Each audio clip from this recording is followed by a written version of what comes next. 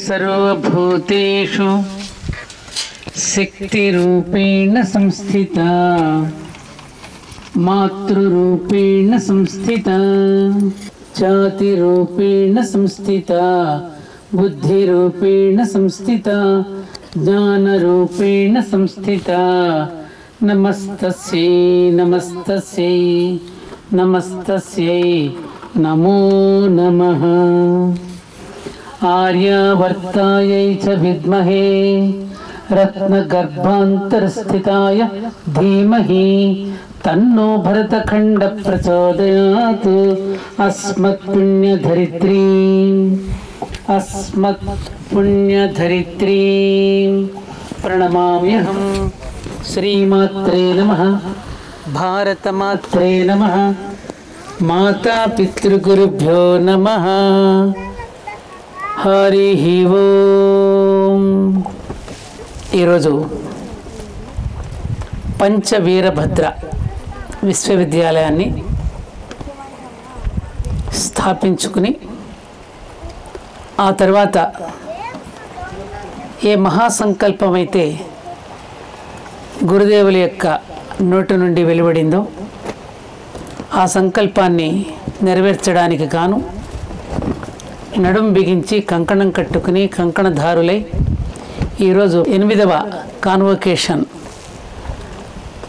ఉత్సవాన్ని స్నాతకోత్సవాన్ని ఇక్కడ జరుపుకోవడానికి కారణభూతులైనటువంటి గురుదేవులు శ్రీ రామకృష్ణ సమర్థ సద్గురు గురుదేవులకి ప్రణమిల్లుతూ ఆ తర్వాత పరమ గురువులకి శ్రీ పండిత శ్రీరామ శర్మాచార్య భగవతీదేవి గారి పాదపద్మములను మనసుతో స్పృశిస్తూ అస్మదాచార్యం పర్యంతం సదాశివ సమారంభాం వ్యాసశంకర మధ్యమాం అస్మదాచార్య పర్యంతం వందే గురు పరంపరాం. ఎందరెందరో మహానుభావులు ఈ భరత భూమికి అవతరించి మానవుడిని చెడిపోనివ్వకుండా, దారి తప్పనివ్వకుండా, గతి తప్పనివ్వకుండా, మతి తప్పనివ్వకుండా ఎప్పటికప్పుడు మళ్ళీ పట్టాల మీదకి నిలబెట్టడానికి అనేక మంది అవతార పురుషులు ఈ భూమి మీదకి దిగివచ్చారు. అందులో శ్రీ రామకృష్ణ మాస్టర్ గారు కూడా ఆ గురు పరంపరను కొనసాగిస్తూ ఈరోజు ఒక నైమిసారణ్యాన్ని మన భాగ్యనగరంలో ఇక్కడ పాదుకొలిపారు. అంటే హిమాలయాలను ఒక శంబళా గ్రామాన్ని మళ్ళీ భూమి మీదకి అవతరింపచేశారు అంటే ఇది సామాన్యమైనటువంటి విషయం కాదు. చూసారా, కాలభైరవుడు కూడా ఇది నిజమని చెబుతున్నాడు వెనక నుండి. చూసారా, ఆ రవం ఎక్కడి నుంచి వచ్చింది? కాలభైరవుడి నుండి. భగవంతుడి యొక్క సంకేతాలు కూడా మనకి ఇలాగే పంపిస్తూ ఉంటాడు. దాన్ని సమన్వయం చేసుకోగలిగినటువంటి శక్తి కనుక మనలో ఉంటే నిజంగా కాలాయ విద్మహే కాలాతీతాయ ధీమహి తన్నో కాల భైరవ ప్రచోదయాత్. అక్కడ ఉన్నటువంటి ఆ కాలభైరవుడికి కూడా ఒక్కసారి అందరూ చేతులెత్తి నమస్కరించండి. ప్రాంగణంలోకి రాగానే నమో గోభ్యః శ్రీమతేభ్యః సౌరవేయిభ్యేవచ నమో బ్రహ్మసుతాభ్యశ్చ పవిత్రాభ్యో నమో నమః అంటూ ఆ గోమాతలను దర్శించుకునే భాగ్యం కలిగింది. ఇక్కడికి రాగానే మీ అందరినీ దర్శించుకున్నాను, చాలా సంతోషంగా ఉంది. మాస్టర్ గారి యొక్క ఆశయాన్ని, వారి యొక్క ఆదర్శాన్ని, భూమి మీద పుట్టినందుకు, మానవుడిగా మనం పుట్టినందుకు మనకంటూ ఒక పాత్రత ఉన్నది. ఆ పాత్ర పోషణ కనుక మనం చేయలేకపోతే మళ్ళీ తిరిగి భగవంతుడికి మనందరం కూడా ఆన్సర్ చేయవలసి ఉన్నది కదా అనేటటువంటి ఒక భావనతో నా పక్కనే కూర్చున్నటువంటి మాతృమూర్తి శ్రీమతి విజయేశ్వరి గారు, అలాగే పక్కన ఉన్నటువంటి డాక్టర్ అనిరుద్ధ గారు, నా పక్కనే ఉన్నటువంటి మన శ్రీలక్ష్మి గారు, వీరందరూ కూడా నిజమే కదా, మనం ఎందుకు పుట్టాం? తినిపోవడం కోసం ఈ భూమి మీదకి వచ్చామా? మనకంటూ ఏదైనా ఒక పాత్ర ఉన్నదా? ఏమ్మా, పశుపక్షాదులు కూడా ఆహారాన్ని సంపాదించుకుంటున్నాయి కదా. మరి మనకంటూ ఒక బుద్ధిని, ఒక జ్ఞానాన్ని, ఆలోచన శక్తిని మనిషికి ఎందుకు ఇచ్చాడు? ఆ మనిషి ఇంగ్లీషు మనిషిగా ఎందుకు మారిపోయాడు? ఎవర ఇంగ్లీషు మనిషి? Money plus she is equal to మనిషి. మనీ ప్లస్ షీ అంటే కాంతా కనకాల వెంట పడడమే మనిషి చేసే పనా? అలా ఇంగ్లీషు మనిషిగా ఎందుకు మారిపోతున్నాం మనం? ఆ మారిపోతున్నప్పుడల్లా, చెడిపోతున్నప్పుడల్లా, ఎప్పుడు ఒకప్పుడు పాట ఉంది, మనిషి మారలేదు అతని కాంక్ష తీరలేదు. రామారావు గారి పాట అనుకుంటాను, ఏదో గుండమ్మ కథలోనే ఇక్కడ విన్నట్టు గుర్తు. ఏమ్మా, అన్నీ జయిస్తున్నాడుగా తనను తాను జయించలేకపోతున్నాడు. గమ్మత్తు ఏమిటంటే, ఈ మధ్యన నేను వాట్సాప్లో ఒక సందేశం చూశాను, చాలా బాగుంది. అది బ్రహ్మదేవుడు సకల శక్తియుక్తులు, జ్ఞానాన్ని అన్నింటినీ కూడా పోసి ఒక బొమ్మను తయారు చేశాడు. ఆ బొమ్మకే మానవుడు అని పేరు పెట్టాడు. సకల శక్తియుక్తులు, తెలివితేటలు, జ్ఞానము అన్నీ కలబోసి ఒక బొమ్మను తయారు చేసి ఈ బొమ్మను ఎక్కడికి వదిలేద్దామా అని ఆలోచిస్తూ ఉండగా ఆయనకి ఎవరో ఒక సందేశం పంపారు ఒక వాట్సాప్లో. అమ్మో, వీడు ప్రాణాంతకుడు, దేవాంతకుడు, వీడు చాలా ప్రమాదకారి,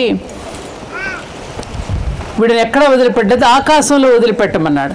ఆకాశంలో వదిలిపెట్టమంటే ఇంకొకడు వచ్చి ఆకాశంలో వదిలిపెట్టకండి, వాడు ఆకాశాన్ని కూడా జయించేస్తాడని. ఇంకొకడు ఎవరో వచ్చాడు, భూమి మీదకి వదిలిపెడదాం అనుకున్నాడు. బాప్రే, వీడి భూమి మీద కూడా వద్దు, వీడిని భూమిని కూడా జయించేస్తాడు. ఇంకెవరో వచ్చి సలహా ఇచ్చారు, లేదండి వీడు సముద్రంలో దాచేయమన్నాడు. అబ్బో బాబాయ్, వీడు సముద్రాన్ని కూడా జయించేస్తాడు. నిజమే కదా, సముద్రాన్ని జయించాం, ఆకాశాన్ని జయించాం, ఏమ్మా భూమిని జయించాం. అందుకని ఎవరో వచ్చి ఆయనకు సలహా ఇచ్చారు, మంచి సలహా, వీడిని ఇంకెక్కడ వద్దండి, వీడిని వీడిలోనే వెయ్యండి అన్నారు. వాడు జయించలేడు. ఆ మనిషిని మనిషిలోనే పేసేసేయండి, వాడు జయించలేడు. అలా ఇవాళ మనం జయించలేని స్థితిలో ఉన్నాం. కాబట్టి ఎలా జయించాలో చెప్పడానికే భగవంతుడు గురు రూపంలో వచ్చి మనల్ని జితేంద్రియులను చేసి మనందరినీ కూడా తనంతటి వాడిగా తీర్చిదిద్దేవాడే నిజమైనటువంటి గురువు. నేను మీ ఇంటికి వస్తే నాకెంత ఇస్తావు, నేను ప్రవచనాలు చెప్తే నాకెంత ఇస్తావు, ఎంత గొప్ప పందిరి వేయగలుగుతావు, ఎంతమందిని రప్పించగలుగుతావు, ఎన్ని కటౌట్లు పెడతావు నా కోసం అనేవాడు మన గురువు కాదు. గుర్తుపెట్టుకోండి.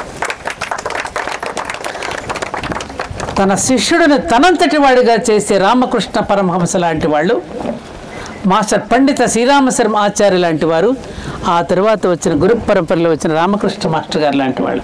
ఒక రామకృష్ణ మాస్టర్ గారు కనుక లేకపోతే ఒక విజయేశ్వరి తయారయ్యేదా, ఒక శ్రీలక్ష్మి తయారయ్యేదా, మీరు తయారయ్యేవాళ్ళ?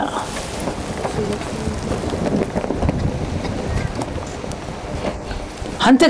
మీరేమక్కర్లేదయ్యా, మీ అన్నీ నేను చూసుకుంటా, అక్కడ పెట్టేళ్ళండి, అక్కడ దక్షిణిచ్చేళ్ళండి, మా ఆఫీసర్ ఉంటాడు, మా గుమస్తా ఉంటాడు, అక్కడ ఆయనతో మాట్లాడండి, ఆయన కన్సల్ట్ చేయండి అని చెప్తున్నారు వాళ్ళ గురువులు.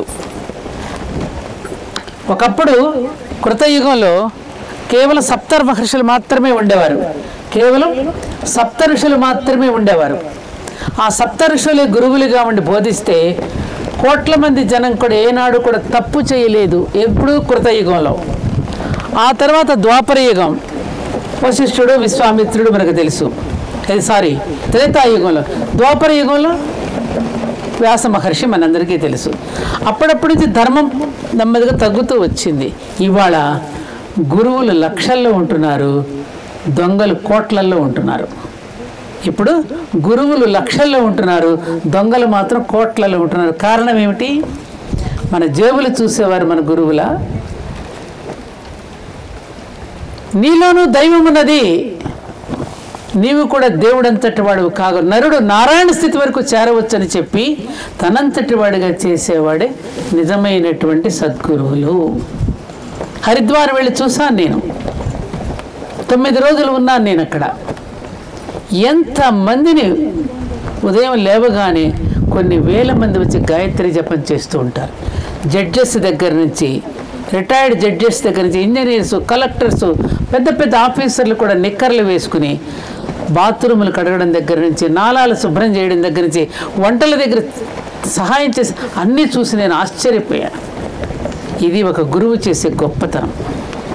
పండిత శ్రీరామశర్మ ఆచార్యులు గారు, మహాత్మా గాంధీ ఉన్నప్పుడు రోజుల్లో యోగా నేర్పించమని అడిగారు. రోజు పండిత శ్రీరామశర్మ, మదన్ మోహన్ మాలవ్య, నన్ను యోగా నేర్పించమని అడిగితే రోజు ఇంకేముంది నాకు యోగా నేర్పిస్తారు అని చెప్పి ఒకరోజు అంతా పూర్తి అయిపోయిన తర్వాత యోగా చేయమంటే ఆ యోగా పూర్తి అయిపోయిందని చెప్పి వెళ్ళి మరి నేను యోగా నేర్చేసుకున్నానండి, మరి ఏమిటి నాకు ఏమి చూపిస్తున్నారు, నాకు ఏమి ఇస్తారు, నాకు పని చెప్పండి అని అంటే ఆయన ఏం చెప్పారు, నువ్వు వెళ్ళి బాత్రూములు కడుగు రోజు అని చెప్పారట.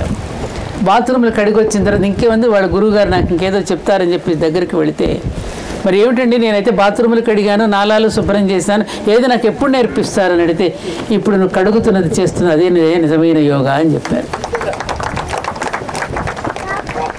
అలాంటి పండిత శ్రీరామ శర్మ ఆచార్యజీ రోజు గోవుకి జొన్నలు పెట్టి ఆ గోవు యొక్క పేడలో వచ్చినటువంటి ఆ విసర్జించిన జొన్నలని పిండి చేసుకుని రొట్టె తిని ఆయన అక్కడ అఖండ జ్యోతిని వెలిగించి హిమాలయాల నుంచి తీసుకుని వచ్చి కొన్ని లక్షల మందిని పురోహితులుగా తీర్చిదిద్దుతున్నారు అంటే ఇదండి మనం చేయవలసినటువంటి పని.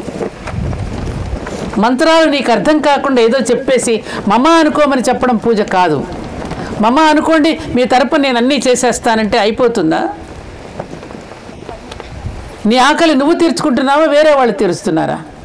మీరు మమ్మ అనుకోండమ్మా నేను భోజనం చేసేస్తాను, మీ ఆకలి తీరిపోతుందంటే తీరిపోతుందా?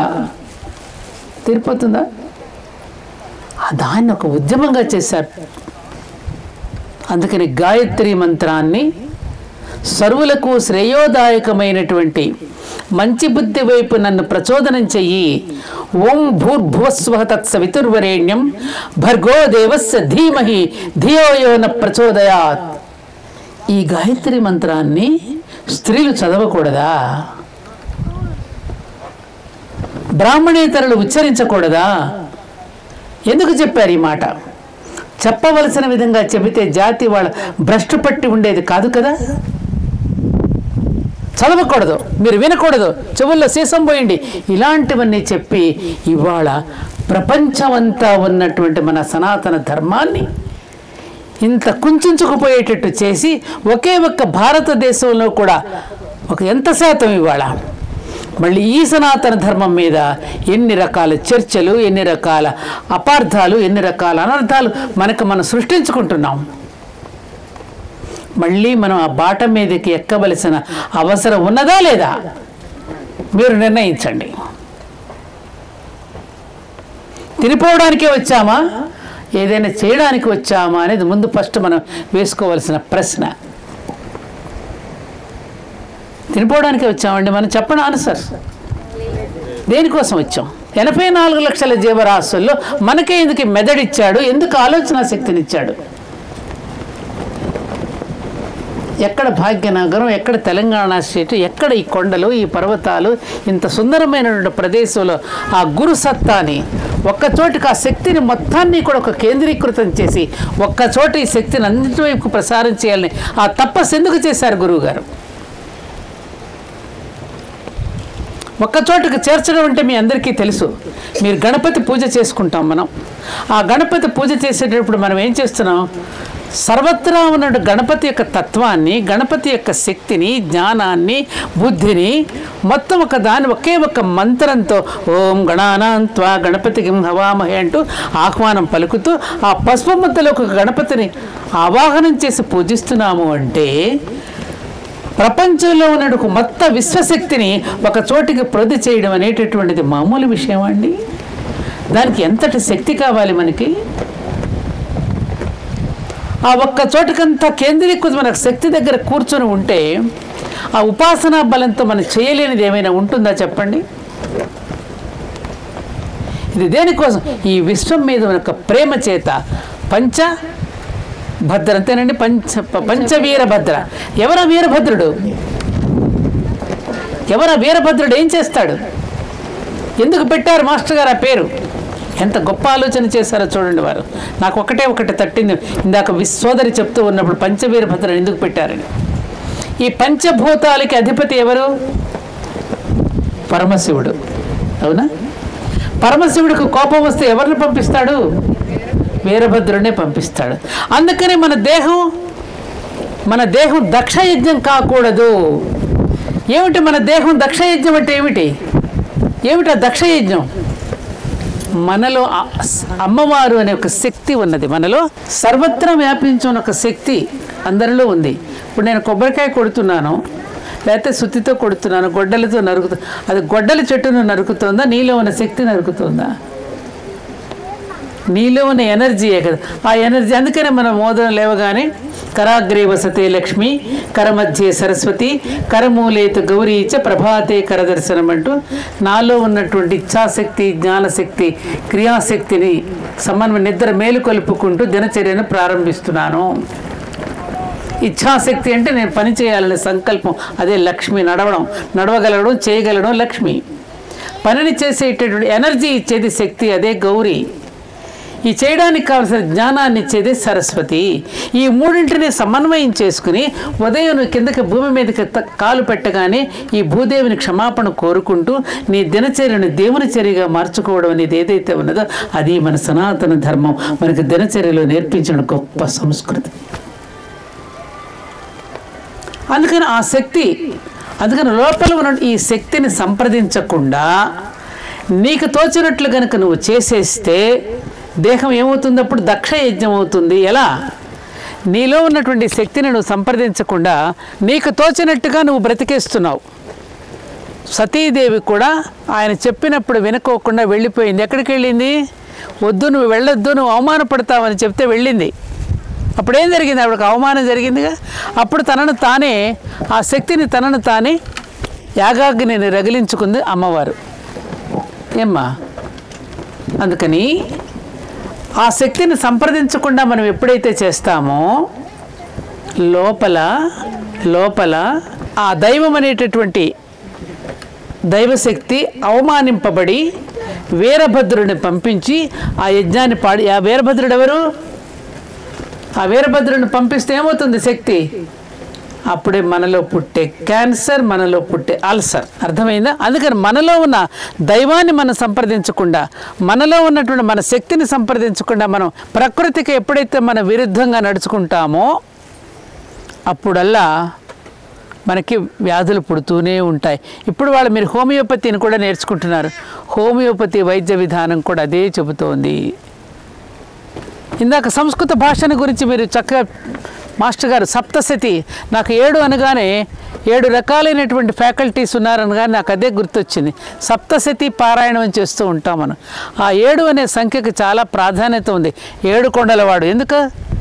ఏమిటా 7? మనకి ఉన్నట్టు మూలాధారం నుండి సహస్రారం వరకు ఉండే చక్రాలు. ఇప్పుడు సంస్కృత భాషకి ఆ శక్తి ఉన్నది, ఇంకే భాషకు లేదు. ఇవాళ పిల్లలు భారతదేశం అనమంటే కూడా అనలేనటువంటి స్థితిలో ఉన్నారు.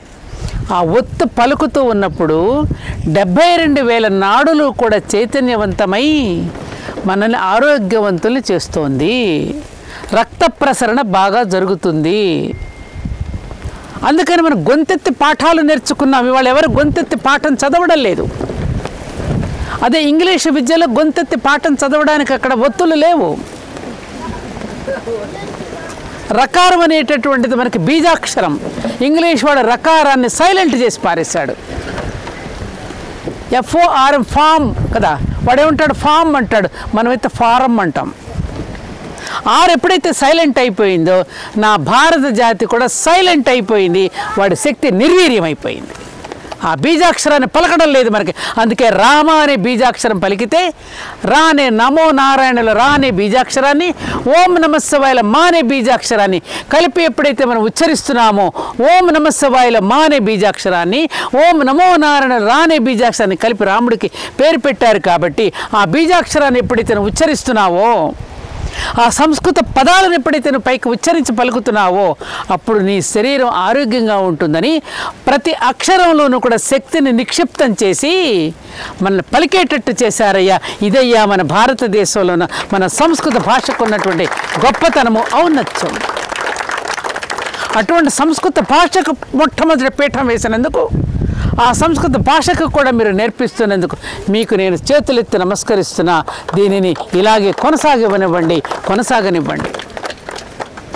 ఈ మధ్యనే మీరు వాట్సాప్లో చూసుంటారు, నేను ఎప్పుడూ చెప్తూ ఉండేదాన్ని, నాకు తెలియకుండా ఒక మెసేజ్ వచ్చింది.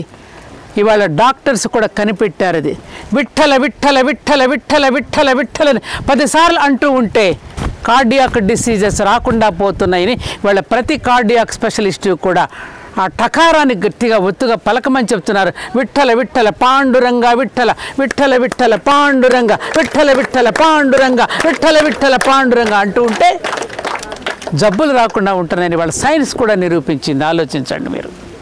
1200 సంవత్సరాలు ఎవరెవరో వచ్చి పరిపాలించి మన దేశాన్ని మనల్ని నిర్వీర్యం చేసి మన భాషని, మన సంస్కృతిని, మన వేదాలని అమ్మ చెప్పినట్టుగా ఇందాక తక్షశిల, నలంద ఇలాంటి విద్యాలయాలు మన మన వేదాలని, మన గ్రంథాలని సర్వనాశనం చేసి మన గుడులని, గోపురాలను ధ్వంసం చేశారు. అందుకే పెట్రోవా, బ్లావెట్స్కీ, అనిబిసెంట్ లాంటి వారు శంబళ, కలాప గ్రామాలకు వెళ్ళి అక్కడ పరిశోధించి సీక్రెట్ డాక్టర్ అనే ఒక పుస్తకాన్ని రాసి భారతీయులను ప్రశంసిస్తూ గ్రంథాలు రాశారు. ఆమె ఒకే ఒక్క మాట చెప్పిన అద్భుతమైన మాట ఇది. నోట్ చేసుకోండి ఈ పాటని. ఓ నాస్తికులారా, మీరు వేదాలను కాల్చివేయవచ్చు, మీరు మా గ్రంథాలను నాశనం చేయవచ్చు, మా దేవతలను కూడా మీరు ఇష్టం వచ్చినట్టు మీరు బూతు మాటలు మాట్లాడవచ్చు. కానీ ఒక్కటే చెప్తున్నా, మళ్ళీ పునఃసృష్టి జరిగిన తర్వాత, బాగా నోట్ చేసుకోండి ఈ పాయింట్, మళ్ళీ మానవుడి యొక్క పునఃసృష్టి జరిగిన తర్వాత వేదం అనేది మానవుడి యొక్క దేహం మీదేనే అపౌరుషేయమే వర్ధిల్లుతుంది అని చెప్పింది ఆవిడ. Note this point, note this point. వారెవరు ఊరికే రాలేదు. ఈ భారతదేశమే మాకు ఆఖరి మజిలీ అని ఈ భారతదేశంలో ప్రతిదీ కూడా అన్వేషించి పరిశోధించి పరిశీలించి మళ్ళీ జన్మంటూ ఉంటే మేము ఈ భరతభూమి మీద పుట్టాలి అనుకుంటూ వెళ్ళినటువంటి మహానుభావులు పాశ్చాత్య దేశాల వాళ్ళు ఎంతోమంది ఉన్నారు. కాకపోతే మనం మృగాకా పాస్ కస్తూరి బాస్ అప్పన ఖోజవ్ ఘాస్ అని కస్తూరి మృగం దగ్గర కస్తూరి వాసన వస్తూ ఉంటే చుట్టి గడ్డులో వెతుక్కుంటుందట. అది అలా ఉంది వాళ్ళ నా భారత జాతి. డబ్బులు ఈ పని చేస్తే నాకేం వస్తుంది, నాకేంటి, ఇది చేస్తే నాకేమిటి లాభం, ఇది చేస్తే ఏంటి వీళ్ళకి లాభం, మీకేంటి లాభం, ఇది ఈ ఏదైతే గురుదేవులు మీకు అప్పగించిన పనిని చేస్తూ ఉన్నప్పుడు నేర్చుకుంటున్నప్పుడు లాభం ఎవరికి? మీకా గురుదేవులకా? మీకా ఈ ప్రకృతికా? మీకా భగవంతుడికా? ఏం గొప్పగా చెప్పుకుంటారే అందరూ, దేవుడి పని కదండి, వేడ్చావు నువ్వేమిటి దేవుడి పని నువ్వు చేస్తున్నావా? అమ్మా అయ్యో దేవుడి పని కదండి. దేవుడి పనా మన పనా? అది మన పనా దేవుడి పనా? దేవుడికి చక్కగా అలంకరణ చేసుకుంటే నీ కళ్ళు ఆనందపడ్డాయా, దేవుడి కళ్ళు ఆనందపడ్డాయా? ఏ నాన్న, ఒక మంచి దీపం అక్కడ వెలిగించుకుంటే అలంకరించుకుంటే నీ కళ్ళు ఆనందపడ్డాయా, దేవుడికా? మంచి నైవేద్యం పెట్టి స్వామికి అర్పిస్తే నీ నాలుక తృప్తి పడిందా, ఆయన నాలుక తృప్తి పడిందా? ఆలోచించండి. శ్రావ్యమైన సంగీతాన్ని వింటే నీ చెవులు ఆనందించాయా, దేవుడి చెవులు ఆనందించాయా? ఏమ్మా, ఊద్బత్తి వెలిగించుకుంటే సాంబ్రాణి వేసుకుంటే నీ ముక్కులు ఆఘ్రాణించాయా, దేవుడు ఆఘ్రాణించాడా? నీ కోసం, నువ్వు శిక్షణ పొందడం కోసం, నీ ఆనందం కోసం నువ్వు పూజ చేసుకున్నావు. ఈ సర్వసృష్టి భగవంతుడిదే, మనదేమైనా ఉందా?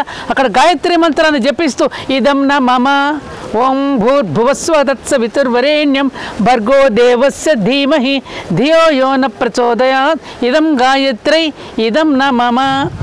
ఇది గాయత్రీ దేవిదే, ఇది నాది కాదు అంటున్నాం. మళ్ళీ ఇంటికి వెళ్ళగానే అంతా నాదే, ఇదేది మనది కాదు. మనకు తెలుసు ఆ మాట, ఇదం న మమ, ఇదం మన మమ అనేది మన భారతీయుల యొక్క సూత్రం. ఇది నేను వచ్చాను, ఒక ధర్మకర్తగా ఉన్నాను, నా పనిని నేను చేసి వెళ్ళిపోతున్నాను. మళ్ళీ నెక్కి ఈ ధర్మకర్తృత్వాన్ని మళ్ళీ తర్వాత ఇంకెవరో తీసుకుంటారు, వాళ్ళు తర్వాత కొనసాగిస్తారు. అలా అస్మద్ ఆచార్య పర్యంతం ఆ విధంగా కొనసాగింపుగా వచ్చి మన దగ్గరికి వచ్చి మనల్ని ఇలా మేలుకొల్పుతున్నారు అంటే దేనికోసం? ఆలోచించండి. మనందరం ఆలోచించుకోవాలి. అందుకని ఇంతమంది కూడా మనం ఈ విధమైనటువంటిది తయారు చేస్తూ ఉంటే ఇవాళ ఉన్నటువంటి పరిస్థితుల్లో ఇది చాలా అవసరం. స్పిరిచువల్ సైన్స్ ఇవాళ కావలసింది అదే. ఒకప్పుడు చిన్నప్పుడు మేము పెరుగుతూ ఉన్నప్పుడు మా తల్లిదండ్రులు మేము ఏదైనా ప్రశ్న వేస్తే వాళ్ళు ఒక రకమైన ఒక సమన్వయం మాకు ఇచ్చేవారు. అమాయకంగా అది నమ్మేసి మేము ఓహో బాగుందే అనుకునేవాళ్ళం. అమ్మ భూకంపం ఎలా వస్తుందమ్మా అంటే మా అమ్మ ఏం చెప్పింది, భూదేవి తన యొక్క బరువుని ఈ భుజం మీద నుంచి భుజం మీదకి మార్చుకుంటున్నప్పుడు వచ్చే ప్రకంపనే భూకంపం. అంటే ఓ బాగుందే ఇది కూడా, ఓ అమ్మవారు అలా మార్చుకుంటుందా, అయితే మనం జాగ్రత్తగా నడవాలని భూదేవికి నమస్కారం చేసుకుని ఒక సంస్కారాన్ని అయితే నేర్చుకున్నాం. ఇప్పటికి ఎక్కడి నుంచి పడుతుందనేవాళ్ళం. ఎందుకంటే మేము అర్జునా పలుగుణ అనమనేవారు. ఉరువులు ఉరుగుతూ ఉంటాయి. ఏమిటమ్మా ఎందుకని అట్లా అంటున్నారంటే ఏం చెప్పేవారు మా నాన్నమ్మలు జయజమ్మలు, పైన శ్రీకృష్ణుడు అర్జునుడు రథం నడుపుతున్నారమ్మా, ఆ రథం నడుపుతూ ఉన్నప్పుడు ఆ శీల ఊడిపడుతుంది, అదే పిడుగు అని చెప్పేవారు. అర్జున పలుగుణ మనల్ని భయం నుంచి డైవర్ట్ చేయడానికి శ్రీకృష్ణుడు అర్జునుడు భగవద్గీత ఒక సమన్వయాన్ని చెప్పారు, ఒక పురాణాలు దీనిక చెప్పారు. కానీ ఇప్పుడు పిల్లలు దాన్ని నమ్మరు. చందమామ రావే జాబిల్లి రావే అంటే గోరుముద్దలు తినిపిస్తూ వాడు కథలు చెప్పాం. బూచాడమ్మ బూచాడు వచ్చేస్తున్నాడు భయపెడుతూ వాడు తినిపించాం. ఆ చందమామ కూడా ఒక రిలేషన్షిప్ ఇచ్చింది అమ్మ. మామతో నీకు సంబంధాన్ని కుదిర్చింది. అడుగు నీ మామ వస్తున్నాడు రా, వెండి గిన్నెలో వేడి బొవ్వ తెస్తున్నాడు, బంగారు గిన్నెలో పసిడి బొవ్వ తెస్తున్నాడు అంటే పిల్లవాడికి తినిపించడం కోసమని చెప్పి అమ్మ ప్రేమతో కథలు చెప్పింది. అవునా? అవే కథలు పెరిగి పెద్దవాడైనాక చెప్తే నమ్ముతాడా? నమ్మడు కదా. అలాగే మనం కూడా ఇవాళ సమాజానికి ఆనాడు అవి చెప్పావు కాబట్టి సరిపోయి ఇవాళ ఎదుగుతూ ఉన్నటువంటి క్రమంలో ఆధునికత పేరిట వైజ్ఞానికంగా మనం ఎదుగుతూ ఉన్నటువంటి క్రమంలో ఇవాళ పిల్లలకి చెప్పవలసిన విధంగా చెప్పవలసిన అవసరం ఉన్నది. దానికి ముఖ్యంగా తల్లులు తయారు కావాలి. ఎందుకంటే మాత సమాజ నిర్మాత, మాత సమాజ నిర్మాత. ఈ సమాజ నిర్మాణంలో అధికమైనటువంటి పాత్ర ఎవరికైతే ఉందంటే మాతృమూర్తికే ఉంది. పురుషుడికి లేదా అనకండి. పురుషుడికి ఒక రకమైనటువంటి హార్మోన్స్ ఇచ్చాడు భగవంతుడు, స్త్రీకి ఒక రకమైన హార్మోన్స్ ఇచ్చాడు. పైగా స్త్రీకి రెట్టింపు శక్తి ఇచ్చాడు. ఓర్పు, నేర్పు, సహనము, ప్రేమ, త్యాగము ఇవన్నీ మూర్తిభవించింది స్త్రీ. అందుకే సకార రకార తకారాలు ఉన్నాయి దానిలో. సత్వగుణ, రజోగుణ, తమో గుణాల ఒక సరైన ఒక నిష్పత్తిలో ఉంచుకుని ఈకారం అనేది చైతన్యము, ఈ మూడింటిని కూడా సరైన నిష్పత్తిలో ఉంచుకుంటుంది స్త్రీ. భర్తని కూడా బ్యాలెన్స్ చేస్తుంది స్త్రీ. ఈమె సరైన నిష్పత్తిలో తాను ఉంచుకుంటూ పురుషుడిని బ్యాలెన్స్ చేసేది స్త్రీ. కాబట్టి స్త్రీ యొక్క ఔన్నత్యం చాలా గొప్పది. ఈ మధ్యకాలం స్త్రీ ఔన్నత్యం గొప్పది అంటే నేను ఈ మధ్య నన్ను ఒక అమ్మాయి అడిగింది, నిజమే స్త్రీ ఔన్నత్యం గొప్పదే, మాకు మరి ఎంతమ్మా స్వేచ్ఛ ఇవ్వాలి కదా, మరి స్త్రీ ఔన్నత్యం గొప్పది అంటున్నారు. స్వేచ్ఛ ఇవ్వాలి, ఎప్పుడు ఇవ్వాలో అప్పుడు ఇవ్వాలి. నేను ఒక సమన్వయం చెప్పాను ఆ పాపకి, అమ్మ ఇప్పుడు మన ఇంట్లో రిఫ్రిజిరేటర్ ఉంది, అవునా, రిఫ్రిజిరేటర్ పైన ఎందుకని స్టెబిలైజర్ ఎందుకు పెట్టుకుంటున్నాం మీరు చెప్పండి. ఏమా? పవర్ని కంట్రోల్ చేయడానికి. స్త్రీలో కూడా అధికమైన శక్తిని కంట్రోల్ చేయటం కోసం కొన్ని నియమాలని, ఆరోగ్యకరమైన నియమాలని పెట్టారు. ఆ పవర్ కనుక ఒకసారి తప్పిపోతే ఏమవుతుంది? ఇట్లాగే ఉంటే ఇప్పుడు చూస్తున్నాం కదా మనం, తాగుళ్ళకి అలవాటు పడిపోతున్నారు, జుట్లు విరబోసుకు తిరుగుతున్నారు. ఏమ్మా?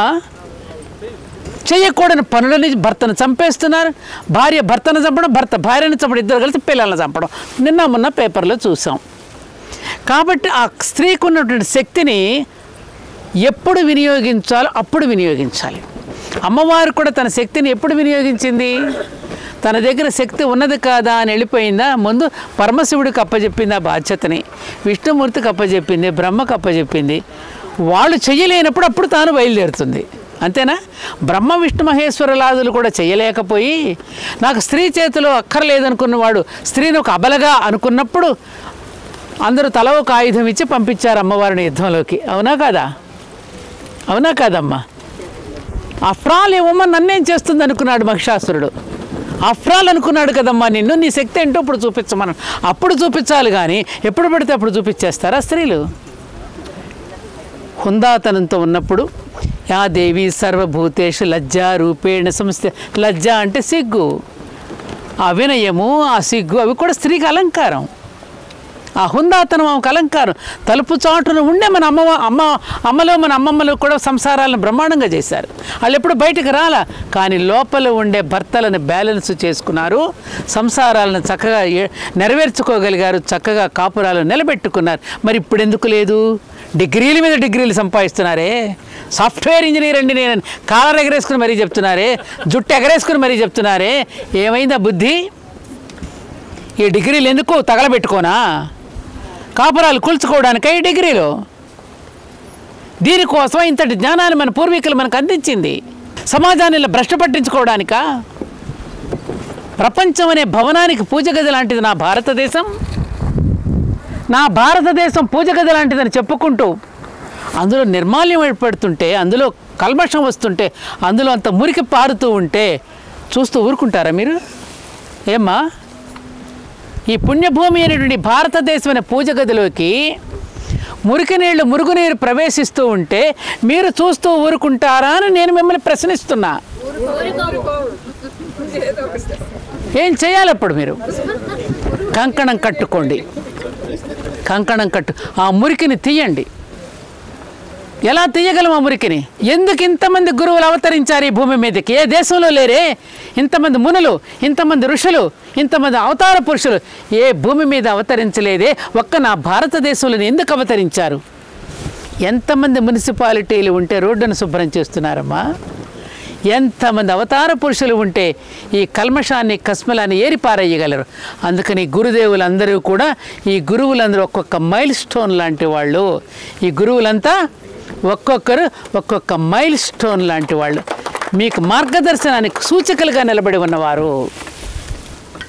ఏ గురువు దగ్గర మనం చతికిలు పడిపోతామో, ఏ గురువు దగ్గర మనకు నచ్చిందో ఆ గురువు దగ్గర కూర్చుండి దాని మీద కాన్సన్ట్రేట్ చేసి ఆ గురువులు మనకు అప్పగించిన పనిని మనం పూర్తి చేయాలి. దేవుడు దిగి వస్తే గురువు అనబడతాడు, గురువుకు నమస్కరిస్తే దేవుడు కనపడతాడు. దేవుడు దిగి వస్తే గురువు అనబడతాడు, గురువుకు నమస్కరిస్తే దేవుడు కనపడతాడు. ఏమిటి గురువు వల్ల ప్రయోజనం? మీకు ఏమిటి ప్రయోజనం? ఎందుకు వస్తున్నాడు గురుదేవుడు? మీరు పాలను వేడి చేస్తారు కదా, వేడి చేసిన తర్వాత ఏం చేస్తారు? చల్లారిన తర్వాత పెరుగు వేస్తారు. పెరుగు వేసిన తర్వాత అప్పటి వరకు కదులుతూ ఉన్న పాలకు ఏమైంది? గట్టిగా తోడుకుంది. ఏమో గట్టిగా తోడుకుందా పెరుగు అని అడుగుతాం. ఇంకా గట్టిగా ఉండడానికి రుచిగా ఉండే ఫ్రిడ్జ్లో కూడా పెడతాం మనం అప్పుడప్పుడు కదా, గడ్డగా ఉంటుందని. అప్పటి వరకు కదులుతూ ఉన్న పాలు తోడు చుక్క వేయగానే ఏమైంది? దానికి తోడు దొరకగానే గట్టి పడింది. ఆ తర్వాత ఏం చేస్తున్నాం? కవ్వంతో చిలుకుతున్నాం. చిలికిన తర్వాత ఏమొస్తుంది?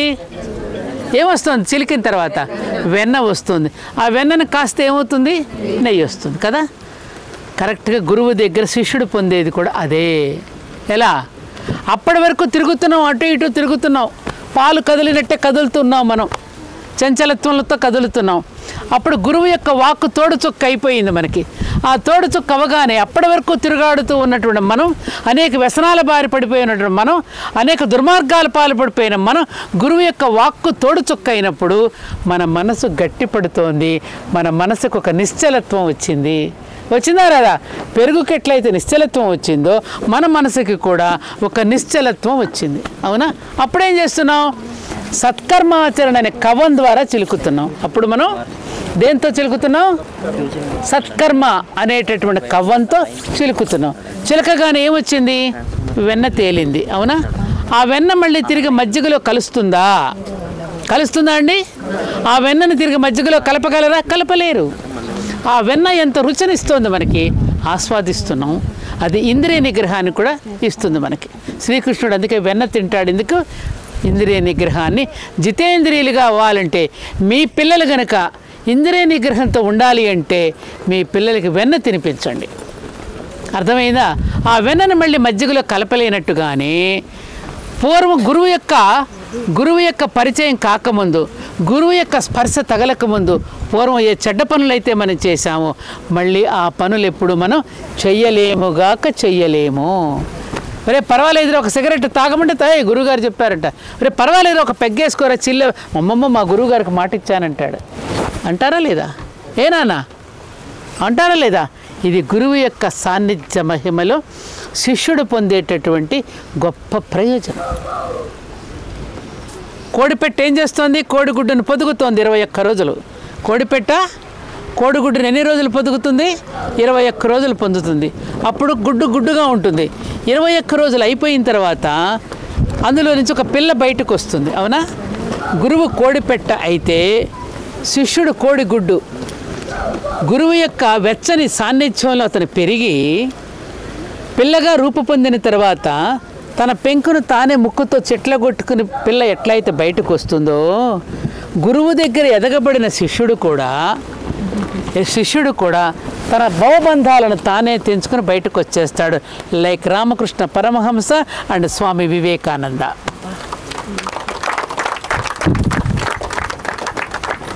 ఎక్కడో ఉన్నటువంటి సూర్యుడు ఆ కిరణం సోకగానే పద్మం వికసించినట్లుగా గురువు యొక్క స్మరణ జరగగానే మన మనసు వికసిస్తుంది.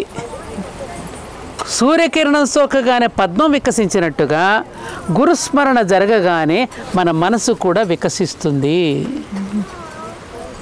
ఇవాళ 2 సంవత్సరాల పిల్లలు రాగానే అక్షరాభ్యాసం చేస్తున్నారు. వాడు ఏడుస్తాడు. అక్షరాభ్యాసం అంటే వాడికి తెలియదు. 5 సంవత్సరాలు ఊహరాగందే అక్షరాభ్యాసం చెయ్యం. కానీ వాళ్ళ ప్లే స్కూల్కి పంపడానికో లేకపోతే ఎన్కేజ్ చేయడానికో ముందే చేసేస్తున్నారు. వాడికి అక్షరాభ్యాసం ఎప్పుడు చేసుకుని నాకు తెలియదమ్మా అంటాడు. వాడికి తెలియదు. ఆ తెలియని వయసులో మనం అక్షరాభ్యాసం చేస్తున్నాం. వాడికి ఇంగ్లీషు విధానాన్ని తెచ్చి మన దగ్గర పెట్టాం. మనవాడేమో మన విధానాన్ని వాడు పట్టుకెళ్ళాడు. వాడు 7 సంవత్సరాలు వచ్చే వరకు స్కూల్కి పంపడు ఇంగ్లీష్. వాడు మన దగ్గర నుంచి నేర్చుకెళ్ళాడు, మన గురుకులాల నుంచి. వాడు అది ఫాలో అవుతున్నాడు. మనం మంచి అది వాడి ఉద్దేశం. ఈ జాతిని నిర్వీర్యం చేయాలి, ఈ జాతిని భ్రష్టు పట్టించాలి, ఈ జాతిని సంస్కృతాన్ని నుంచి దూరం చేయాలి, ఈ జాతిని మన పురాణ ఇతిహాసాల నుంచి దూరం చేయాలి. దూరం చేయాలంటే ఏం చేయాలి అని మనకి ఇంగ్లీషు విధానాన్ని ఏమంటారు దాన్ని, ఒక ఆడంబరమైన ఒక విధానాన్ని మనకి ప్రవేశపెట్టి దానికి వ్యామోహితుడిని చేసి వదిలెట్టాడు. ఇప్పుడు మన చేతిలోకి మరొక జగన్మోహిని వచ్చి పడింది. మనందరి ఇళ్లలో మన జేబుల్లో నాట్యం ఆడుతోంది. ఎవరా సమ్మోహిని, ఎవరా జగన్మోహిని? ఎవరండి? ఆ ఫోను. చూసారా మనకు ఖడ్గమాలలో అసలు ఆనాడే చెప్పేశారు. ఆనాడే ఖడ్గమాలలో వచ్చేసినాయి. సర్వసమ్మోహిన్యై నమః. ఎవరో ఫోనే. ఏమా ఎవరితో ఆకర్షిస్తుంది? ముందు శబ్దాకర్షిణి. శబ్దంతో ఆకర్షిస్తుంది ముందు మనల్ని. ట్రర్ బెలు కొడుతుంది. అమ్మ అని పట్టేసుకుంటాం. ఆ తర్వాత స్పర్శాకర్షణ, పట్టుకోవడానికి ఆకర్షింపచేస్తుంది. తర్వాత దృశ్యాకర్షిణి, దృశ్యాలు చూసి ఆకర్షింపచేస్తుంది. తర్వాత కామాకర్షిణి, ఆ చూసే ధర్మద్రభ దృశ్యాలన్నిటికీ కామానికి బలైపోతాడు. 90 ఏళ్ల ముసలాడు కూడా 6 సంవత్సరాల బాలిక మీద అత్యాచారం చేస్తాడు. కామాకర్షిణి, రసాకర్షిణి. ఈ విధంగా సమ్మోహితులను చేసి మిమ్మల్ని సర్వనాశనం చేయడానికి వచ్చింది ఈ జగన్మోహిని రూపంలో. ఆనాడు గనుక ఎవరు జగన్మోహిని అవతారంలో ఎవరమ్మా వచ్చినప్పుడు? విష్ణుమూర్తి. దేనికోసం వచ్చాడు? భస్మాసుడు సంహరించడానికే కదా. ఇప్పుడు మన చేతి మీద మనమే పెట్టుకుంటున్నాం. దీంతో ఈ సెల్ ఫోన్ కూడా భస్మాసుర హస్తమే. మనమే భస్మం చేసుకోవడానికి తెచ్చిపెట్టుకున్నాం దీన్ని. మనంతట మనం తీసుకుని హుస్సేన్ సాగర్లో పారేసేంత వరకు ఆనాడు విదేశీ వస్తువులను ఏవైతే బహిష్కరించి విదేశీ దుస్తులు తగలబెట్టామో అలా మనందరం కూడా మన సెల్ ఫోన్ని మనమే రాళ్లతో పగలగొట్టు లేకపోతే తీసుకెళ్ళి హుస్సేన్ సాగర్లో పడేసేంత వరకు మనం ఇలా ఉండవు. దాన్ని ఎవడికి తీయలేడు. ఎందుకని తీయలేడు? మన ఋషులు, మనం తపస్సు చేసి తపస్సంపన్నులు ఒక అస్త్రాన్ని సంధిస్తే, ఒక బ్రహ్మాస్త్రాన్ని సంధిస్తే దాన్ని మళ్ళీ వెనక్కి తీసుకోగలిగిన శక్తి మన ఋషులకు ఉంది, మన సెయింట్స్కి ఉంది. కానీ ఈనాటి సైంటిస్టులకి ఒక్కసారి దాన్ని ప్రయోగించినాక వెనక్కి తెచ్చుకునే జ్ఞానం మన వాళ్ళకి లేదు. అది రాదు కూడా వాళ్ళకి. ఇవాళ వెనక్కి తీసుకోలేరు. ఆ కక్షలో ప్రవేశపెట్టేశారు ఆల్రెడీ. దాన్ని చూసి చంకలు కొట్టుకుంటున్నాం మనం. ఆహా, చంద్రయానికి వెళ్ళాడు, చంద్రమండలంలోకి వెళ్ళాడు, అది కనిపెట్టాడు, ఇది కనిపెట్టాడు అంటే దాన్ని గొప్పలుగా చెప్పుకొని మనం ఇస్తున్నాం. ఏంటండి వెళ్ళి చేసాడు బొంద? ఏం చేశాడు అక్కడికి వెళ్ళి? అంగారక గ్రహంలో ఏంటి ఇప్పుడు పాటుపడింది? ఏంటి చేసింది? ఆనాడు నా ఋషులు, నా భారతదేశంలో నా మునులు, తపస్సంపన్నులు ఇక్కడే కూర్చున్నారు. అక్కడ దాన్ని దర్శించగలిగారు, ఇక్కడికి తేగలిగారు. వీళ్ళు చేయగలరా? అది ఎక్కడ వాళ్ళు అక్కడ కూర్చొని దర్శింపచేసి ఒక విశ్వామిత్రుడు గాయత్రి మంత్రాన్ని తాను దర్శనం చేసుకుని మనకందరికీ అందించాడు అంటే ఎలా దర్శించుకోగలిగాడు? ఈ సైంటిస్టులు చేస్తున్నది ఏమిటి, ఆనాడు మన సైన్స్ చేయలేనిది ఏమిటి? ఆ కథను చెప్పడానికే వినాయక చవితి రోజున మనందరికీ ఒక కథ ఉన్నది. ఏమిటా కథ? తల్లిదండ్రుల చుట్టూ ప్రదక్షిణ చేశాడు ఎవరు? వినాయకుడు. కుమారస్వామి ఎక్కడికి వెళ్ళాడు? నెమలి వాహనం మీద ఎక్కడికి వెళ్ళాడు? ప్రపంచం అంతా చుట్టొచ్చాడు. వినాయకుడు తల్లిదండ్రుల చుట్టూ నారాయణ మంత్రాన్ని స్వీకరించి తనకంటే ముందుగానే అక్కడికి వెళ్ళాడు. ఆనాటి మన సైంట్స్ అందరూ వినాయకుడు లాంటి వాళ్ళు, ఈనాటి సైంటిస్టులు అందరూ ప్రయోగాత్మకంగా వెళ్ళేవాళ్ళు కుమారస్వామి లాంటి వాళ్ళు. ప్రాక్టికల్గా వెళ్ళొస్తున్నారు వాళ్ళు ఇక్కడే కూర్చున్నారు, దర్శనం చేసుకోగలిగారు, ఖగోళాన్ని భూగోళం మీదకి దింపారు. కాబట్టి ఒక స్వర్గాన్ని భూమి మీదకి దింపొచ్చు అనేటువంటి విషయాన్ని మనందరికీ స్పష్టం చేసినటువంటి మాస్టర్ గారు అద్భుతమైనటువంటి ఒక చక్కని ప్రదేశంలో సీక్రెట్ డాక్ట్రిన్ లాంటి ఒక గ్రంథం ఏదైతే ఆనాడు కనిపెట్టి మనకి ఇచ్చారో వాళ్ళందరూ కూడా అలా ఒక భాగ్యనగరంలో ఎవరికీ తెలియనటువంటి ఒక సీక్రెట్ ప్రదేశం లాంటి ప్రదేశంలో మానవ జీవిత రహస్యాలను తెలియజేయడానికి, మానవుడు కనీసం మనిషిగా కాకపోయినా కనీసపు మానవుడిగా బ్రతకడానికైనా, మామూలు మనిషిగా బ్రతకడానికైనా కావలసినటువంటి దాన్ని ఇవ్వగలగడానికి ఒక స్పిరిచువల్ సైన్స్ని ఇన్ని కోణాల్లో, ఒక సంగీతం పద్ధతిలో కానీ, ఒక హోమియోపతి విధానంలో కానీ, హోమియోపతికి అల్లోపతికి ఉన్న తేడా ఏమిటి? ఇక్కడ మా పక్కనే మా అనిరుద్ధ డాక్టర్ ఉన్నాడు. ఆ బాబు డాక్టర్ కూడా చదివాడు, ఎండీ చేశాడు. అనాటమీ నేర్చుకున్నప్పుడు ఒక బాడీని ఇచ్చి కొయ్యమన్నప్పుడు ఆయనకి మన షట్చక్రాలు కనపడ్డాయా నీకు నాన్న దాంట్లో? ఏమ్మా పంచకోశాలు కనపడ్డాయా? కనపడలేదు కదా నీకు అందులో. సప్త ధాతువులు ఏంటో మీకు కనపడ్డాయా? కనపడలా. ఇంగ్లీష్ వాడికి అవి తెలియదు. శారీరకంగా బాగున్నాడా లేదని మాత్రమే చూస్తారు ఇంగ్లీష్ వైద్యులు. మానసికంగా కూడా బాగున్నారా అని చేసేది నా భారతీయుడు. వీడు మానసికంగా ఎటువంటి వాడు అని చూసేది నా భారతదేశం. అందుకని షోడశ సంస్కారాల పేరిట వాడు గర్భంలో ఉన్న పుంసవ మాస్టర్ గారు ఇది కూడా ప్రవేశపెట్టారు. గర్భంలో పుంసవన సంస్కారం దగ్గర నుంచి, సీమంత సంస్కారం దగ్గర నుంచి అంత్యేష్టిక్రియల వరకు కూడా 16 సంస్కారాలతో కూడా మనిషిని సంస్కరింపజేసే భారతీయ విధానం ఎంత గొప్పదో ఆలోచించండి, ఎంతో ఆలోచించండి. పుంసవన సంస్కారం ద్వారా గర్భస్థ శిశువుని ఎటువంటి గొప్ప ప్రహ్లాదుడిగా మనం పుట్టించవచ్చో, ఒక ఛత్రపతి శివాజీలుగా ఇలా జన్మనివ్వచ్చో, ఒక పుంసవన సంస్కారం ద్వారా, ఒక సీమంతం ద్వారా. ఏమ్మా గాజులు ఎందుకు ఇస్తారు సీమంతంలో? ఈ గాజులు ఇలా సవరించుకుంటూ ఉంటే ఈ గర్భాశయానికి ఉన్న కనెక్ట్ నర్వస్ సిస్టమ్ ద్వారా న్యాచురల్ డెలివరీ అవ్వడానికి కావలసినటువంటి అనుపానులు మెలకువలు దానిలో ఉన్నాయి. కాబట్టి గాజులు అధికంగా ధరించడంలో ఉన్నట్టు దాన్ని తీసేసి ఇవాళ మొదనష్టపు భర్త చనిపోయారు గాజులు పగలగొట్టేయండి, భర్త చనిపోయాడు మెట్టులు తీసిపారేయండి, భర్త చనిపోయారు ఇట్లాంటి దరిద్రపు సంస్కారం ఎండగొట్టండి అమ్మా మీరందరూ. ఎందుకు కాదు పెట్టింది అవి? ఎందుకు కాదు? మెట్టెలు ఎందుకు ధరిస్తారు? కాలికి ఆ రెండవ వేలికి గర్భసంచికి కనెక్టివ్ నర్వస్ సిస్టమ్ ఉంటుంది. కాబట్టి ఆ ధరించేటటువంటి పవిత్రమైన యజ్ఞంగా నిర్వహించుకోవాలి. కాబట్టి దాంపత్య ధర్మాన్ని అది పవిత్ర యజ్ఞంగా నిర్వహిస్తే సత్సంతానం కలుగుతారని కాలికి మెట్టెలు ధరింపజేయడం ద్వారా అదొక కండక్టర్, స్టెబిలైజర్ ఎటువంటిదో అది కూడా ఒక కండక్టర్గా పనిచేస్తుంది. సత్సంతానాన్ని కనడానికి అని పెడితే దానికి దీనికి ముడిపెట్టి తోటి స్త్రీ అవమానపరుచుకునేటట్టుగా చేసి ఈ మూఢాచారాలు పట్టుకుంటున్నారు తప్ప ఆ జ్ఞానాన్ని మాత్రం వాళ్ళు అందుకోలేకపోతున్నారు. వీటిని కూడా మీరు చెప్పండి, వీధికి చెప్పండి. తోటి స్త్రీ కూడా ఎప్పుడు కూడా అవమానపరిస్తే మీరు ఊరుకోకండి. ఇది భగవంతుడి యొక్క సృష్టి కాదు. ఇది ఇవన్నీ కూడా ఈ మూఢాచారాలు ప్రవేశపెట్టడం ద్వారానే అన్యమత ప్రచారాలు వచ్చి అదిగో మీ దగ్గర అయితే ఇటువంటి ఆచారాలు ఉన్నాయి, మా దగ్గర ఇటువంటి ఆచారాలు రేవు, రండి మా మతంలోకి రండి అని చెప్పి వాళ్ళు తీసుకుపోతున్నారు. కారణం మనం చేస్తున్న తప్పుడు వ్యవహారాల వల్ల. పిల్లలు లేని వాళ్ళని తిట్టడం, భర్త లేని వాళ్ళని అవమానపరచడం, ఇవన్నీ కూడా మనలో దూరం చేసుకున్నప్పుడే ఈ సనాతన ధర్మం అనేది చిరకాలు నిలుస్తుంది. ఇది శాశ్వత ధర్మం, ఇది శాశ్వత ధర్మం. పండితులు కూడా మారాలి, పండితులు కూడా శాస్త్రాధ్యయనం చేయాలి, వేదాధ్యయనం చేయాలి. వేదాలలో అపార్థాలు సృష్టిస్తున్నారు. పురుష సూక్తులను అర్థాన్ని మార్చేశారు. పురుష సూక్తంలో చెప్పింది బ్రాహ్మణస్య ముఖమాసీత్ అన్నది కులాన్ని గురించి చెప్పింది కాదు, అది ప్రవృత్తిని గురించి చెప్పింది. బ్రాహ్మణులు అంటే ఎవరో? బ్రహ్మజ్ఞానంతో వచ్చిన వాళ్ళే బ్రాహ్మణులు అని చెప్పారు. మీలో ఎంతమంది బ్రాహ్మణులు ఉండవచ్చు? మనలో ఎంతమంది క్షత్రశక్తి ఉన్న వాళ్ళు ఉన్నారు, మనలో ఎంత ధనశక్తి వాళ్ళు ఉన్నారు. అంటే ధనాన్ని అంటే వ్యాపారం చేయగలిగిన దక్షత కలిగిన వాళ్ళు ఉంటారు. కాబట్టి దానిని వర్ణాన్ని బట్టి చెప్పారు తప్ప కులాన్ని బట్టి చెప్పలేదు. పురుష సూక్తం కనుక అందరూ కనుక అర్థం చేసుకోగలిగితే పండితులు కూడా ఈ విధమైనటువంటి తప్పుడు అర్థాలు చెప్పరు. అందుకనే వీరెవరు కంచి పరమాచార్య చంద్రశేఖరేంద్ర సరస్వతి మహాస్వామి వారు ఒక మాట అన్నారు, వేదాలు వణికిపోతున్నాయి అన్నారని.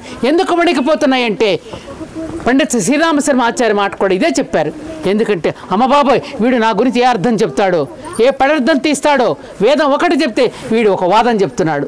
ప్రజలు కన్ఫ్యూజ్ అయిపోతున్నారు, ఏది నమ్మాలో తెలియటం లేదు. ఇవాళ సోషల్ మీడియాలో రకరకాల తమ్మనేల్సి పెట్టి మన సనాతన ధర్మాన్ని రకరకాలుగా వ్యాప్తి చెందిస్తున్నారు. వాళ్ళ డబ్బుల కోసం, కేవలం డబ్బుల కోసం. ఈ సృష్టి వాళ్ళని క్షమించదు, ఈ దరిద్ర ఎప్పటికీ వాళ్ళని క్షమించదు. నేను చెప్తున్నా, ఇటువంటి వాటిని కనుక దుష్ప్రచారాలు చేస్తే, ప్రజలను భయభ్రాంతులు చేస్తే, ప్రజలను తప్పుదారి పట్టిస్తే అటువంటి వాళ్ళు గబ్బిలాలుగా పడతారు. ఈ మాట నేను పండితులకు కూడా ధైర్యంగా చెప్పదలుచుకున్నాను. ఆ మధ్యన ఎవరో చెప్పాయంట, గోవు యొక్క ఎన్ని వెంట్రుకలు కింద రాలితే అన్ని రకాల పుణ్యాలు ఉంటాయని చెప్పి ప్రతి వాడు తెచ్చి రాళ్ళు తీసుకొచ్చి అక్కడ పారేయటం. గోవు గోకేస్తే అయిపోద్దండి. ఇలాంటి ఛాదస్తపు ఆచారాలను పక్కన పెట్టండి. ఇటువంటి ఛాదస్తపు పోకడలకు వెళ్ళకండి. ఈ కూడని పోకడలు మనం ఎప్పటికైనా నివారించుకోవలసిందే, లేకపోతే ఈ సమాజం ఎప్పటికీ కూడా పైకి రాదు. అందుకే ఈ అవతార పురుషులు జన్మించింది ఈ భూమి మీదకి, మనల్ని ఊర్ధ్వ దిశగా నడిపించడానికి. కానీ మన అధోగతి పాలు చేయడానికి వస్తారా అండి గురువులు? అధోగతిలో నడిపించడానికి వస్తారా? ఊర్ధ్వగతిలోకి తీసుకువెళ్ళడానికి వస్తారా? ఈ నామం ఎందుకండి పొడుగ్గా పెట్టుకునేది? నీ ఆలోచనలు ఇప్పుడు కూడా ఊర్ధ్వ స్థితిలో ఉండాలి, అధో స్థితిలో ఉండకూడదు. ఈ ఊర్ధ్వముఖంగా ఎందుకంటే ఇడాపింగళ నామాలు, ఇక్కడ ఇడాపింగళ సుష్మనా నాడాలు ఇక్కడ కలుస్తాయి. కాబట్టి ఇక్కడి నుంచి ఊర్ధ్వగతిలో సహస్రారం వైపుకు నడవాలని చెప్పిన దాన్ని ఎన్ని రకాలుగా మార్చేశారండి. అడ్డబొట్టు నిలువు బొట్టు. ఈ మధ్య ఈ ఒకటి వచ్చినాయి, అడ్డబొట్టు నిలువు బొట్టు ఢీ కొట్టుకుంటే ఏమొచ్చింది? మధ్యలో క్రాస్ వచ్చింది. ఈ సనాతన ధర్మాన్ని క్రాస్ చేయగలిగినటువంటి శక్తి ఎవరికీ లేదు.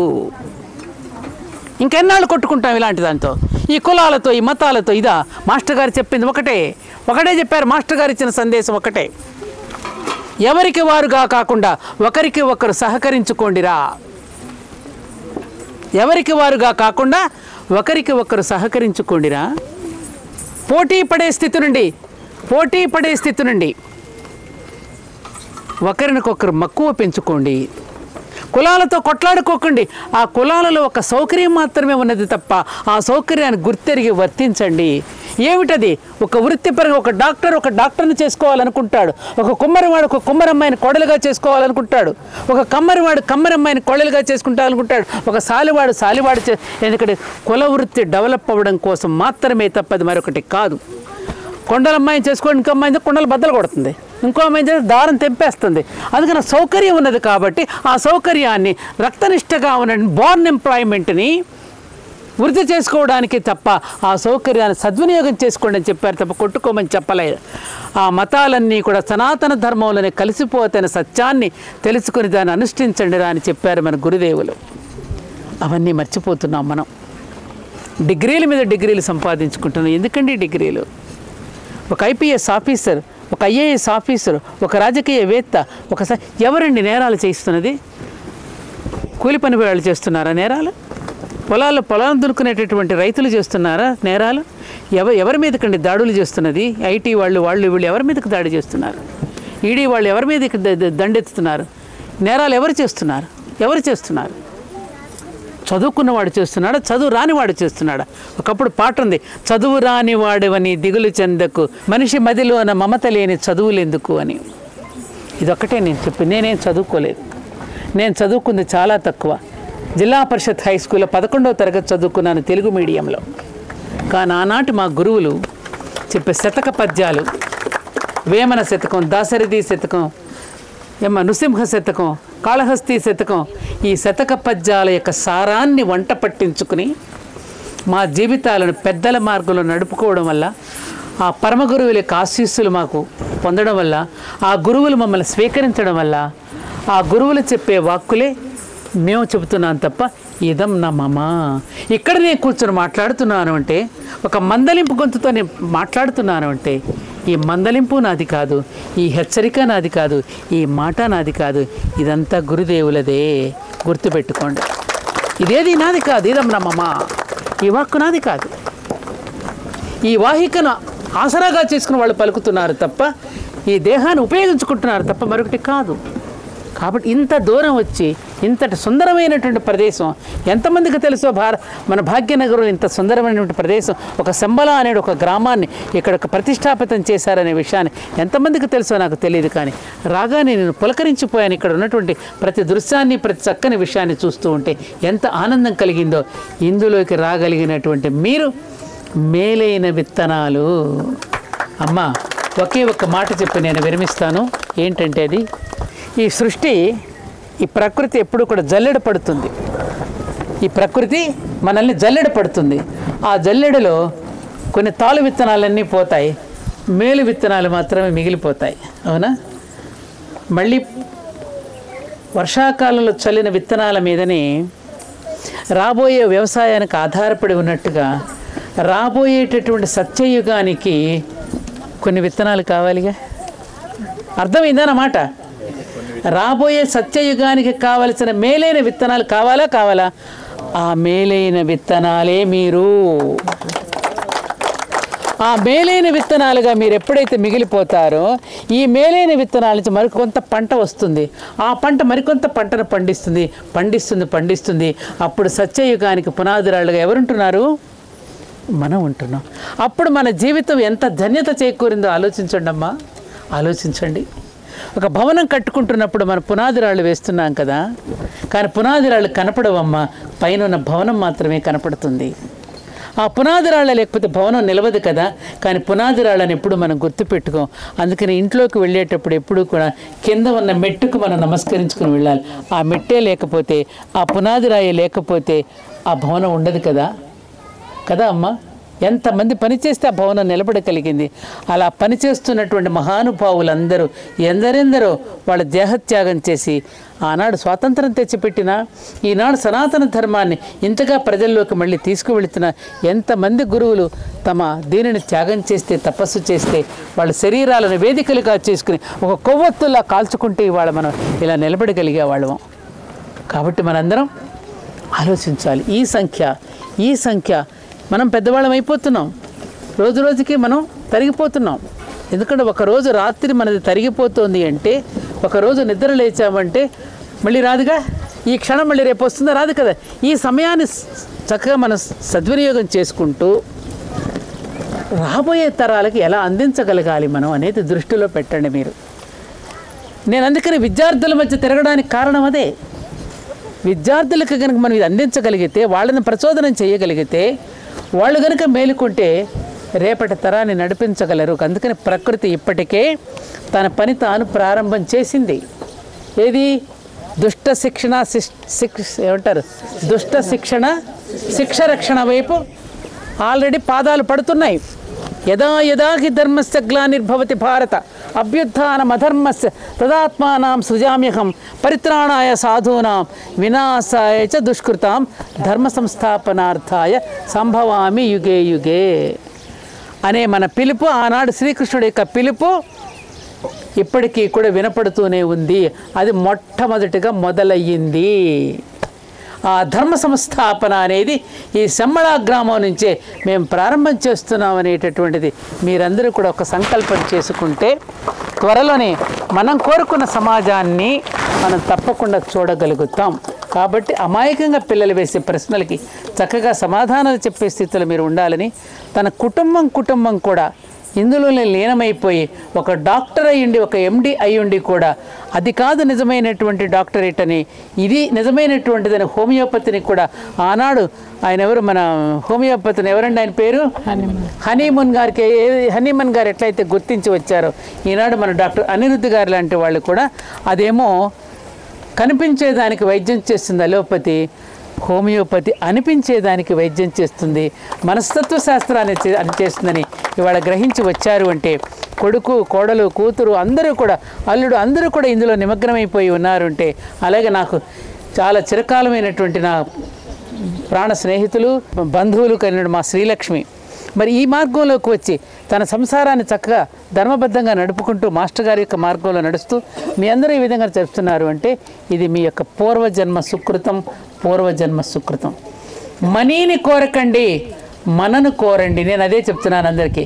మా గుడిలో చేసే పూజారుల దగ్గర నుంచి మీరు మనీని కోరకండి, మనను కోరుకోండి. నిధులు కాదు మనకి కావలసింది, ప్రతినిధులు కావాలి, ప్రతినిధులు కావాలి, ప్రతినిధులు కావాలి.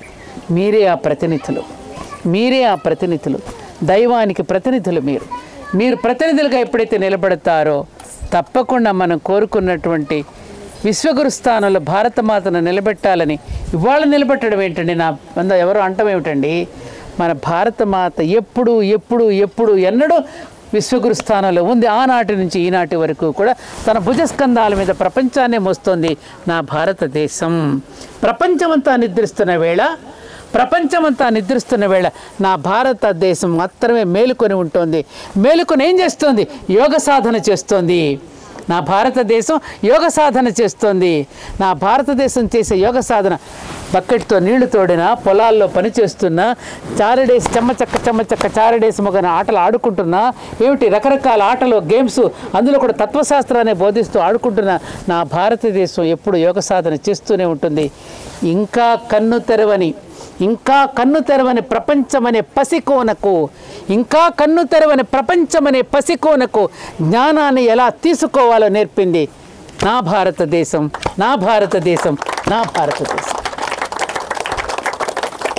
అఖండ భారత్ మాతా కీ జై.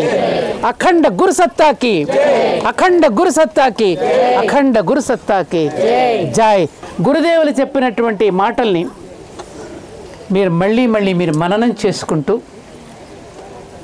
మననం చేసుకోవడం కాదు, రాబోయే తరాలకు అందించండి. ఒక తాతయ్య మనవడు పక్కన కూర్చొని మాట్లాడాలి, ఒక తండ్రి కుమారుడు పక్కన కూర్చొని మాట్లాడాలి. వాళ్ళని వృద్ధాశ్రమాలకు పంపించకుండా వాళ్ళ వల్ల వచ్చే ప్రయోజనాన్ని గుర్తించుకుని వాళ్ళని దగ్గర పెట్టుకుని, ఒక మనవడు చేసిన దాన్ని ఒక తాతయ్య వచ్చేటైతే సర్టిఫికెట్ అందుకున్నాడో ఆ విధంగా ప్రతి తాతయ్య కూడా తమ మనవడి తరపున ఇట్లా సర్టిఫికెట్లు అందుకోవాలని నిండు మనసుతో నేను అందరినీ కూడా శుభాకాంక్షలు తెలియచేసుకుంటూ సెలవు తీసుకుంటున్నా. జై హింద్, జై భారత్, జై శంబళ, జై శంబళ, జై శంబళ. మూడు నినాదాలు గురుదేవులు మనకిచ్చింది. మనం మారుదాం, మనం మారుదాం, సాదాగా జీవిద్దాం, ఉన్నతంగా ఆలోచిద్దాం. సాదాగా జీవిద్దాం, సాదాగా జీవిద్దాం. మూడవది, అందరూ యోగులు కానక్కర్లా, అందరూ రామకృష్ణ మాస్టర్ గారు కానక్కర్లా, నిరుపయోగులం కాకుండా ఉంటే చాలు. అందరం యోగులం కానక్కర్లా, నిరుపయోగులం కాకుండా ఉంటే చాలు. ఈ 3 సూత్రాలు పట్టుకోండర్రా, మన జీవితాలు ధన్యమైపోతాయి. నేను ఈ 3 పాటిస్తా. అందరం పాటించడానికి ప్రయత్నం చేద్దాం. ఓకే, సెలవు తీసుకుంటాం.